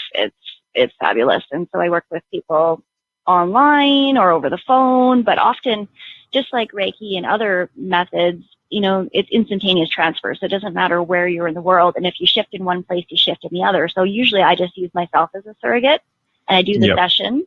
I map it all out, and then I just send an audio file. So that transference of that energy frequency through the sounds of the voice. And so I treat, in utero babies and small children, and I just sit down, write down the session, record it, and send it to the parents. And, one of the kids I was working with this week is due to have a baby brother here in the next couple of weeks, and her behavior has just been off the charts. And so I treated her, and I had to do some, trying to turn a breech baby with the mom, another area working. But when I talked to the mom the next day to help her more with the fetal positioning stuff, I'm like, well, how was the kid's behavior? She's like, it was amazing, like overnight difference, that she was just, there was no problem getting her out the door to daycare that morning. It's just that we're able to help with the energetics of the connection within the family. We call it our matrix work, and how we energetically align. And so if anybody's having, if you leave one job and you go to another, but it still feels like you're stuck in that old place, we can kind of disconnect you from that old place and put you in the new place. I work with businesses and do body talk sessions for their businesses to actually work with all the energetics of it, all of our connections. basically anything under the sun. We did a case study with toddlers I guess 4 years ago, and yeah, our epileptic kid both stopped having seizures, even though the one girl I was working with personally in the case study, she stopped having seizures and was doing amazing. And her brother stopped having seizures, even though I didn't treat him, because we were able to work at the level of the genetics. And brilliant. Yeah. Yep. So, yeah. So. Yeah, well, I can attest to that. Using surrogates and that transfer of energy. That's definitely very profound and very real. Yeah. The other thing that we is, did that we would work on was say there's over energy in certain meridians and under energy in some of those. So you'd be able to actually release one, and it would actually work like a circle, like it's moving around a circle. So if one's got a blockage in one area, you release that, and then all of a sudden the rest of the meridians or the rest of the energy comes back online. So, and definitely I like to think of the meridians as like a big giant ski slope, and it's a closed system. So if one of the slopes is closed, and those skiers have to go somewhere, so it's going to get another one of the meridians is going to get overloaded. And so when you address the one that's shut down, the one that's overloaded is just the energy will even out amongst all of them. Yep, exactly. Yeah, so I did balances like that, which were extremely helpful for people as well. And sometimes you didn't even need to go into the emotional stuff as much, because it would just come to them. And some people get that when they, say get a massage or something, they're, getting relaxed and hitting these points, and all of a sudden they're coming out with all their, the things that are happening throughout in their life, Oh, I've broken down in tears doing some deep tissue massage happens sometimes. Oh yeah, you'll pull up some heavy emotional stuff for sure. I see that as a yoga teacher too, that people in deep areas that we hold those emotional holdings a lot of the times in our hips. But I had one girl with MS, every class every time we did hamstring work, she would just break down crying, and that's all that trauma was in her hamstring. Yeah. I wanted to say what's also amazing. Oh, sorry, Jonathan, go ahead. Oh, that's all right. I was going to say the amazing idea of this distance thing, which wasn't when I studied Reiki back in the mid 90s. The internet was not nearly as prevalent as it is now, especially in the idea of businesses and doing long distance healing and things like that. It just wasn't a thing that way, and it was more hands-on. Well, not necessarily hands-on with Reiki, quite the opposite, but the energy field, you were in there, you were touching it, you were in part of it. And so that's the only way I've ever interacted. And then a friend of mine started getting work through a master in Arizona and wanted to test heal me. And I'm like, well, I guess when I come out there for sure. He's like, no, we'll do it right now. And that was the first time I had heard this idea of it being I should have went, duh, of course, that's easy. We're all connected to the matrix, but it just never hit me. And hearing the way you guys are using it there, Joanne, is just amazing. Yeah. And, I'm working with people all over the world. It looks like I'm going to be on for another prenatal package where I work with them with infant sleep education and give them a home yoga program. I do this whole big prenatal package, and then I help them prep them for their birth, help make sure their mom and baby are both connected, help them with anything physical, help them through their birth and all their postpartum healing. I make sure the siblings are on board with, and help them through the transition, help the whole family with it. Yeah, it looks like I have a new family that I'll be working with for a fall baby in Singapore again. I already had one in New Zealand, and so, but yeah, plus all the local ones I have here. Have you ever tried to, align some of your work with, say, the cycles of the seasons or that sort of thing? Yeah, Body Talk, we work with the Chinese 5 elements and the expansive contractive forces of nature. We work with the Chinese clock and all the, liver time and all that good stuff. Yeah, and then we also have on the last thing on our protocol chart is other modalities, and where we can bring in anything. And so a lot of our Body Talk practitioners are specialists in specific areas. so, we have one of my friends here is a physiotherapist. And so, it'll, take us in. It's like, okay, I need to do this specific thing. And so with my kinesiology degree, specific range of motion techniques or hands-on manipulation or stretching, it'll take me into doing some of these things, or it'll take me into, putting them in a specific yoga pose because that's going to be healing for them. And so we can bring in basically anything and then any other modalities. So sometimes they'll take me, to working through emotional freedom technique with them or other things. So basically EFT is built into Body Talk. Reiki is built into Body Talk. All the meridians and all the chakra work of acupressure, acupuncture is built into Body Talk. So it's basically an umbrella way of integrating all these different modalities together and using them together. And so depending on your practitioner, we all really work differently. And so you'll kind of find the practitioner that's the right fit for you. And we know that some issues are best dealt with by one person or another. And so we refer back and forth amongst each other all the time.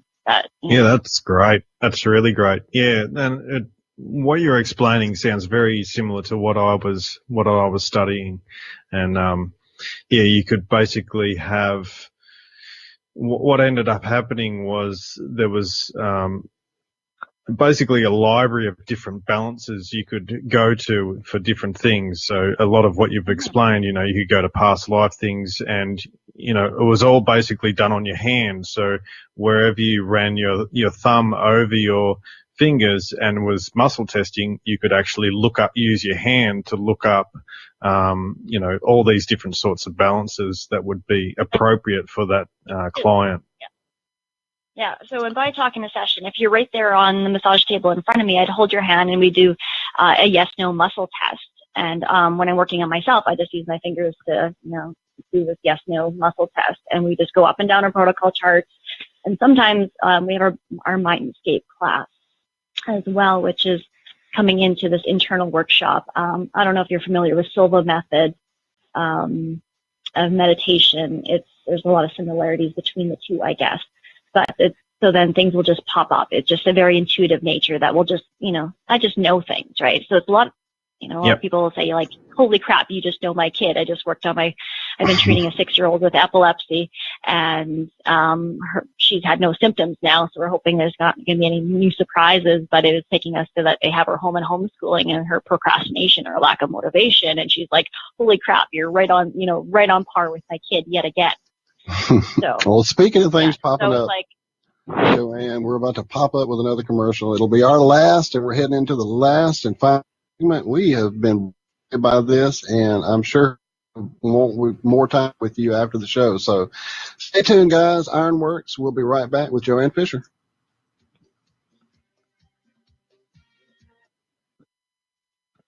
It's amazing how people have been raving about iLife all over Facebook. They've been posting their testimonials just because they want to get the word out because it's worked so well for them. If you're not familiar with iLife, it's a 99% pure CBD oil, but the secret is the synergy between the hemp and the ayahuasca vine, the non-psychoactive component of the ayahuasca tea. We recently received an email from a wife whose husband has Parkinson's. For the first time, he's been able to sleep through the entire night. Another customer reported that they're no longer using NSAIDs because their tennis elbow has been relieved with iLife. The reports have been phenomenal and much more than we ever expected. Everyone should have access to this. That's why if you head on over to iLife.com right now and use coupon code TFR, we'll give you $5 towards your order. And we'll even ship it worldwide. That's iLife.com. AYALife.com. Poor water quality is a major health issue, and it's only getting worse. Municipalities can't keep up. Standards have dropped, and pollutants are increasing. Where does it all end? It ends by keeping the pollutants outside of your home with HydroCare's advanced systems available at Wave Home Solutions. No less than the best purification materials and processes have been developed by HydroCare to provide you with healthy, clean water for drinking, cooking, and showering. HydroCare far surpasses the competition in removing chlorine, odors, iron, lead, chemicals, limescale, and much more. Don't settle for less when it comes to your water. We'll take care of the toughest water problems for you, whether it's from a city or well source. Satisfaction guaranteed. For more information, call 888-997-WAVE. That's 888-997-WAVE. Or go to bestwater123.com. That's bestwater123.com. Wave Home Solutions for a healthy, comfortable home. More than a dozen astronauts have officially reported UFOs. Hundreds of hours of UFO footage were filmed by astronauts aboard the space shuttle. Many of these UFOs can only be seen in ultraviolet light. Retired former Apollo astronauts and cosmonauts now tell their stories of their own personal UFO encounters.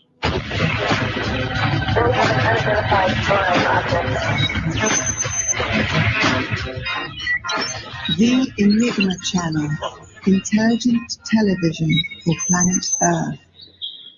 EnigmaTV.com.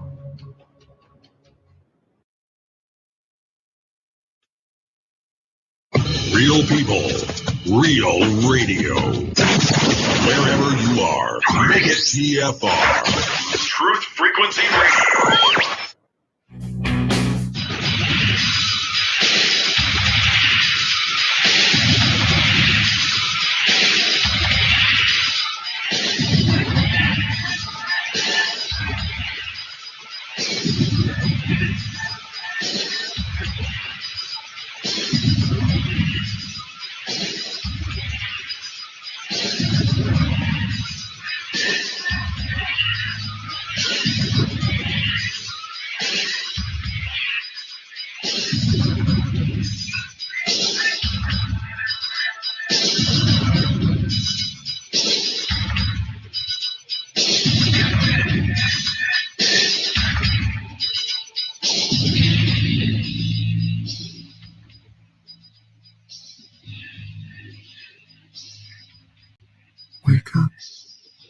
Here's a message of importance to millions of people who are continually pale and washed out, weak and run down. Doctors will tell you that these conditions are often caused by a deficiency of iron.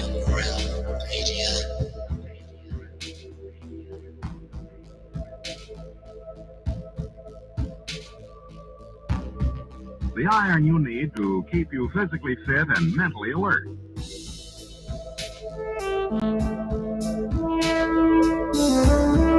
Medical studies show that 2 out of 3 women and many, many men lack the daily iron your body requires. Never been a glove for you. In a form your body can easily use and put to work.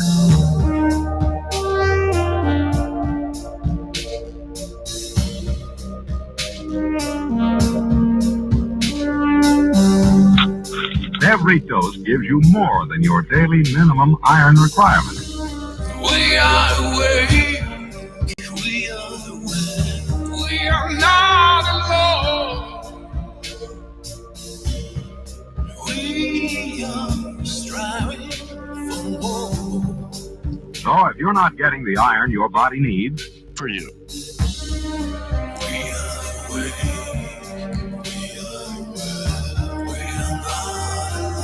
if you feel weak, run down, and are easily upset,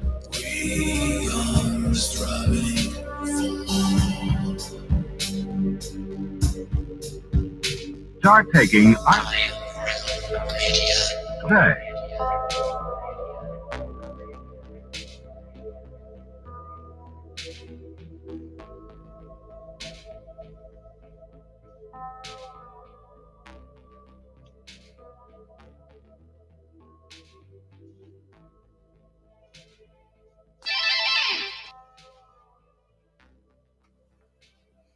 And welcome back. Fourth and final segment of the Ironworx kicking off right now with guest Joanne Fisher. Been a absolute mind-blowing episode. I love these. You know, it's a shame we don't get guests on more at 4 a.m. Because, man, when we do, they tend to knock it out of the park. So thank you, Joanne. It's been an amazing, amazing show. Yeah, 4 a.m. is open for me unless I'm on call for a birth, and I don't have any at this moment. So we're good. Well, indeed, I mentioned it before the break. We're wanting more time to talk to you, and we may take you up on that. Don't be surprised. It's been amazing, and you have touched on so many directions I wanted to pull it off in, but I didn't want to derail you. And I know with like a few of us here with so many burning questions, this has touched personal places, family places, literal body places on me. So yeah, this has been a mind blower. Thank you again, Joanne, and thank you, the Alan Holman, sir. Again, friend, you helped this show immensely. Thank you yet again. Yeah, we met back in high school, Alan and I. We're in a music video together. We met on are you in that filming video? a music video. Nice. Yes. Yeah. Alan's been a friend here for a long time as well, and it's great to hear you guys have been friends for so long. He has spoken well of you and eagerly awaited us to get our ducks in a row and get you on here. So thank you for being patient. And man, the start here was just unbelievable, but it definitely smoothed out. Shout out and thanks to our buddy Joe Fro. I'm going to get it right. We'll get it right. Our buddy Jonathan, thank you, sir. He had to cut out. He's got a busy day and some amazing contributions. Again, thank you, sir, for being here. Is there something you wanted to touch on? I kind of had a topic before the break I wanted to bring this to, but I don't know. I mean, it may take up the whole 30 minutes. I'm not sure. Before we do that, you want to tell everybody your channel real quick? I was just going to say the only thing I really have to add is if anyone is expecting your baby or has a new baby, March 26th, I'm doing a Zoom infant sleep education class. And so it gets into all the neuroscience of responsive parenting and how to help set circadian rhythms and sleep safety and bed sharing and all the good stuff. And so people wanting to know how to support biologically normal sleep and get away from all the weird rules that have been put in place with our culture lately that just don't fit our biology. This is the class to hit. Well, I dropped that actual page link earlier, and I dropped the other page for the infant classes, and then I just have been dropping the overall FisherFamilyBodyTalk.com link there for everybody. In the chat, it'll be in the show description, certainly. Yeah, I'm easy to find. I have online booking. All the prices are right there and everything's there. I have packages. One of my most popular things that I work with is I have a kit. I try to make it really, really affordable to work with your kids. And so I do a 6-month bi-weekly, especially if your kids are having any kind of real issues. And they're interchangeable. So if you have more than one kid, you can switch up which kid you're working on. But it's $75 a month Canadian for 2 sessions a month bi-weekly for a 6-month span. Great. Or you could even just do a 1 session a month, even that. I have a 12-session pack. And with my adults, I have a 12-session contract where you save $20 off of any booking that you have. So if it's an adult-child combo or just your own sessions, if you commit to doing at least 1 session a month within a year, you get a good deal. So just trying to get people to take the time to do that self-care and to make, it's peeling away all these different layers. Your karmic baggage as well as every experience you've had in your life is built up in you. And so, sometimes our issues are a real quick fix. It can be just 1 session and that issue is resolved, that it's got a really simple origin. Other times can be many, many layers to it, like my crappy neck stuff I'm still dealing with. That's great, man. The pricing is amazing. I've known some people in similar, not this. This has been an amazing, overarching, just huge umbrella of stuff you guys cover here. I'm blown away by it, but I know some of the pricing out there and these types of things can get a little up there. So that's great. I've dropped that. Guys, get over there to Joanne Fisher Family Body Talk channel. I'll drop that link as well in the chat, and it'll be in the description for the show. Yeah, $75 for bi-weekly. That's and you can interchange the kids. I think people should jump on that. Yeah, my kids package. Yeah, that's amazing. Yeah, again, that's amazing. I hope people jump all over that. I think that is a huge bargain with what you're going to get out of it. I just try to make it really affordable to work with kids. And I was just finished working with a young man with autism. He was 20, and it's like, okay, well, actually, we'll start off. I'll give you the kids back because he is like a 12, behavioral level and dependent on her. So, okay, I'll help you out. And so after his 6-month session, it's like, okay, well, you got to move him over to adult sessions now. But just amazing. Like this kid I call him my kid, right? He came in with basically PTSD from abuse that they had in the group home he was in. And just like his ability to develop emotional regulation and connection and start to build some friendships and the stuff that, he's come through in the 6 months I've been working with him has just been amazing. So,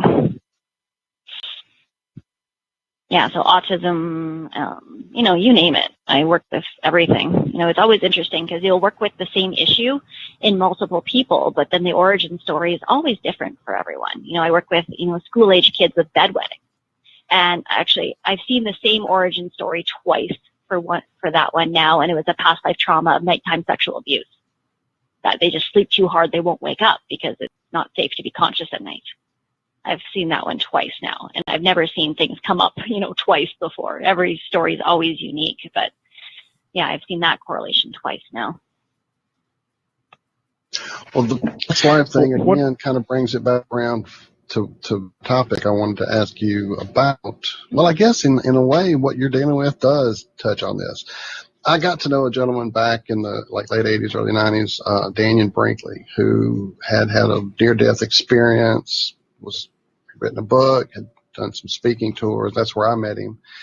And his big push then was to create these hospice centers that essentially were trying to do everything you're doing just at the end of life rather than the beginning of life, which is where your focus seems to be.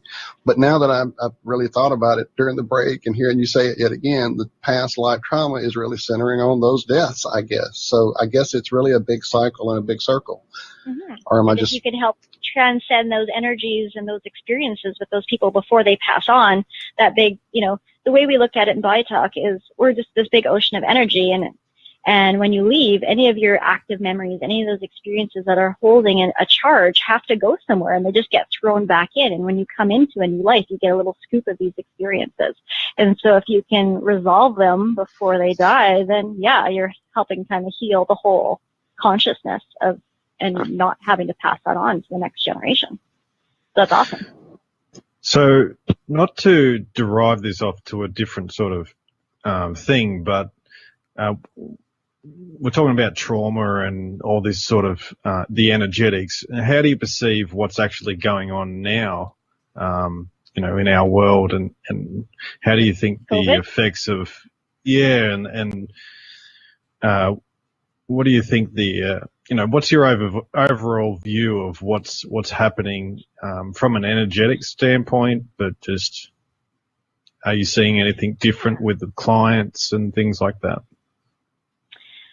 It has been a mix of good and bad. Like when things first shut down here in March and they'd shut down all the flights and all the things, like we've seen this healing in nature. They were seeing like dolphins in canals where they'd never seen them, and just like the healing to the actual nature part when humans took a break from, being in the world so much.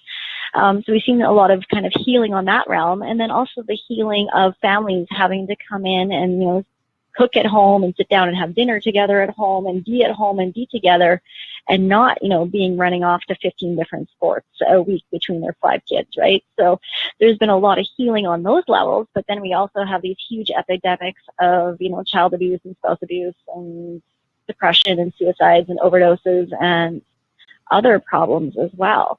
But I guess the way I look at it is just like, my background in sports medicine is when you strength train, you tear apart the muscle, you go into crisis mode. That is when you heal. That is when you grow.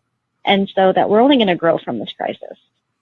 But if we can come at it from that mindset, and the whole, conscious parenting, conscious mindset that, the as-isness of it all, that if we can be present with it and just go, okay, this is how it is. This is an experience that's going to help me grow and shape me, and I'm going to grow better from it. That's my whole big thing, is everything happens for a reason. And my whole journey, when I was doing personal training and I was working in sports medicine, I was a varsity wrestler. I wrestled with the University of Saskatchewan, and I broke my arm in the car accident. And because I couldn't train, I found my way into a yoga class, and that completely changed the whole trajectory of my life. Because I was, working for the civic centers, and I was able to take this, yoga fitness training and started teaching yoga as like basically without any spiritualism to it beyond. But then when my life got derailed again and I went off and taught overseas, I ended up taking my, another teacher training there. And then I ended up in Thailand studying at this esoteric tantric school that was all about the spiritualism and trying to find enlightenment. And just, I was able to connect and feel energy through yoga. And that eventually led me to, being an energy-based medicine practitioner that I am now. And so when we get something in our life that doesn't seem so great, like breaking your arm in a car accident, when you look back at it down the road, you can see how it shaped you and made you grow better. And so that's really my big thing is all this crisis that we're in now, either we're going to become a victim of it and move into victim consciousness, or we're going to grow from it. Brilliant. Thank you. Thanks for explaining that. That's perfect. It definitely is. And again, this has been some amazing stuff. We've talked to a lady about the birth trauma, the circumcision trauma, and how that can affect people, and definitely carrying that forward. Is there a modality of birthing? I don't know how I'm trying to ask this. If you had your best world and your best way of bringing someone into this world, it was up to you, what would that be? I guess that's the best way to ask that question. It would be what I had for my birth experience with my boys. I had home water births with both. And I was saying, Alan's like, okay, if you need to find a way to keep it interesting, what do you got? It's like, well, I can talk about orgasmic birth because I actually had an orgasmic birth with my first. And my second was just so fast. It was just intense and done. But, my second was an unassisted birth. I just had a friend that's, a massage therapist that's got, she does womb healing, and she's, kind of specializes in women's health. Show up when he was imminent, just because it made my other friend and my husband feel better to have her there, but I didn't need them. Like, I love and trust in birth, and I had amazing birth experiences with no problems with either of them. And so when we can leave birth and we can trust birth and we can have mom and baby in communication and we can, get them out of fear and out of stress, then birth just goes so smoothly. But then again, we do get experiences where our karmic experiences come into play. One of my prenatal client in New Zealand, another BiTalker colleague of mine, she ended up with a stillbirth. And I was absolutely devastated. I'm like, I should have been able to fix this. And she's like, no, this was her karma. This was my karma. This is what I needed to go through. And just her experience through it all. It was so hard on me. And if I would have lost a baby with anybody else, I don't know what I would have done. But because she had that mindset that this is just the way the world is supposed to work, that I got through it. And sounds like she's a lot of the work I do person. now is, she's amazing. And I'm so close with her now. Like, we were supposed to trade yesterday and we didn't get to do our session swap yesterday. But, it's just so amazing. And so when I work with my moms now, it's like, you know what? We can plan for the best, but we're also going to help prepare you that maybe things aren't going to be your ideal because, we all have our life's purpose and our life's path. And maybe, for me, having these amazing birth experiences and being a proponent for natural birth and how birth can be so empowering and beautiful and amazing was my journey because I needed to be that push to get to that. But then there's other people, my other BiTalk colleague with her first birth, she was ready to slap someone after the fact. It's like you say, you might not get the birth that you want, but you're going to get the birth that you need. And she's just now pregnant with her second, and I'm going to be a part of her pregnancy and birth journey. So I'm really excited to give her the birth that she actually wants this time, hopefully. So That is just amazing. And planning for a home birth for this one. So, yeah. Mind-blowing stuff. Basically, if you can, just make sure it's uninterrupted as best as possible. But even if it is interrupted, as soon as you can get that skin to skin and that close connection and contact and eye contact. And that's the problem with masks right now, right? Is there's this whole process called serve and return where you making your facial gestures at your kids and then them responding back. And that serve and return process is huge in our neurological development, and masks are impairing that. So it's just horrible. In so many ways. In so many ways. Well, at least people like you are trying to alleviate some of what this would cause coming ahead in the future. If the trauma is too much, if it's something that someone has, again, carried through too many cycles, too many returns to this thing. I don't know. We talk here sometimes about the idea of the incarnation cycle being a trap per se. It's something you've ever encountered, with somebody who's just really bogged down in some of this repeated traumatic life cycle.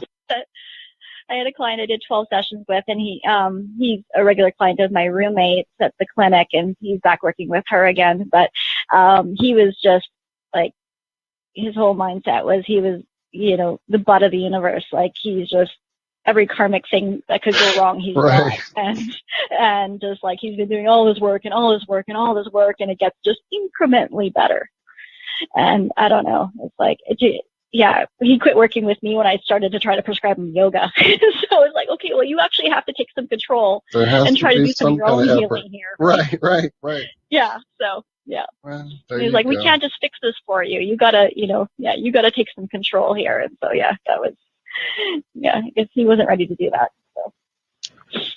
Yeah, that's the sort of willingness idea I was sort of purveying earlier, and those things, like the actual willingness to change, would sometimes spend, like the kinesiologist would actually spend nearly the whole time on just the willingness for the person to change their mind to actually tackle the issue, and the issue would be like one single session, one single balance, where it would take 10 or 12 balances just to deal with the willingness to actually change. Yeah, that's absolutely right. Like, a lot of times, like, I find with BiTalk, sometimes your first sessions are pretty uneventful because that's all we're doing is we're working with opening you up to the process and you being okay with, peeling the Band-Aid off the old wound. It's like you have a nice, pretty scab on there, but there's nice infection under it. Come on, let's rip that scab off. Nope. Right? So yeah, we got that resistance to actually wanting to go in and dig into it. But that's the good thing about BiTalk is the way we do it. You don't have to relive any of your experiences. We just pull them up and we release them and we clear them, and you don't have to relive any of them. And it's not traumatic. And I had, one of my new clients I had just started with me just before Christmas. She's like, "You keep this so fun." And I'm like, well, yeah, that's what I try to do. This shouldn't be painful, right? It doesn't need to be painful. You don't have to, people will cry through things sometimes that, I had one client, she's actually a medical doctor. She came to me because she had threw her back out. It had been weeks. She hadn't been able to do anything and was just curious. And so she came and see me. And that one session, we got her up and moving and she was great. She came back 4 days later after getting that physical healing and, being able to see that physical transformation. It took us into an active memory, one of those experiences that are held active and charged to an event. And it took me to grief. And as soon as I said that, she just started bawling. And I said, "Well, who did you lose?" And she goes, "I don't know." And as I dug through it, I found it was an in utero experience that she lost a twin in utero. And it came up with all this stuff around how there wasn't enough to sustain both of them. And she said, "Well, I was a small, frail baby." And she came back, a week later again saying, "Hey, I'm not lactose intolerant anymore." And that was all of her guilt around nursing was the origin of her lactose intolerance. So, yeah. So ended up working with a few other doctors after from as referrals for her. That was fun.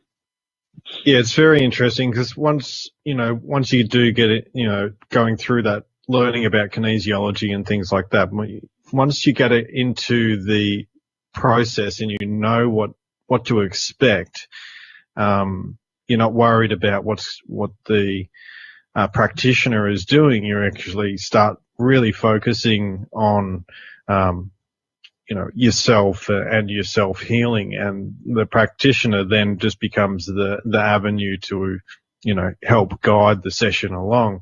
And, usually you would find that, people would really bounce out of that session and really, feel light and, me as the practitioner would also feel, quite good about the session.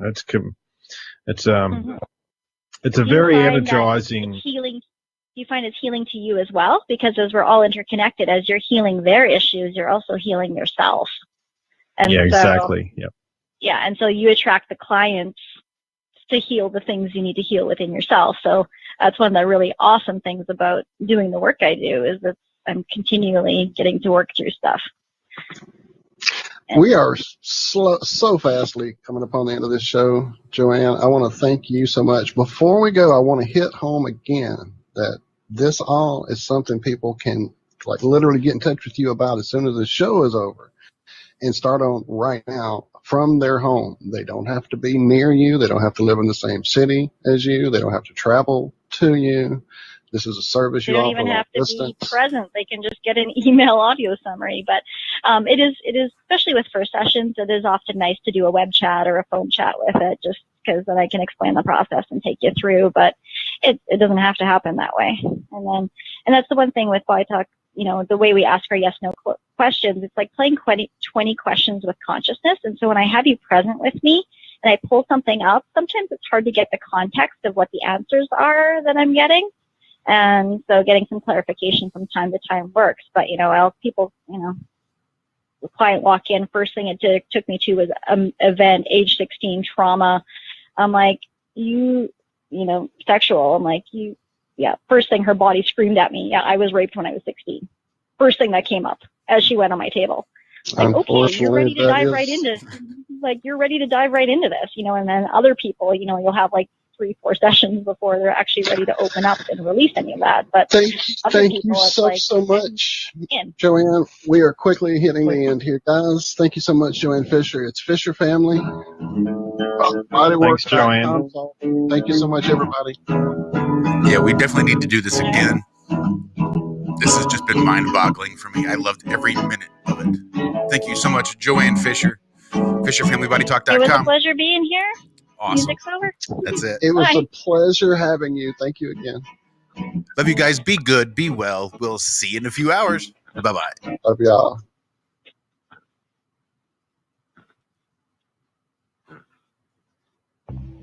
Censorship and regulation is becoming an ever-growing problem in today's modern media. From the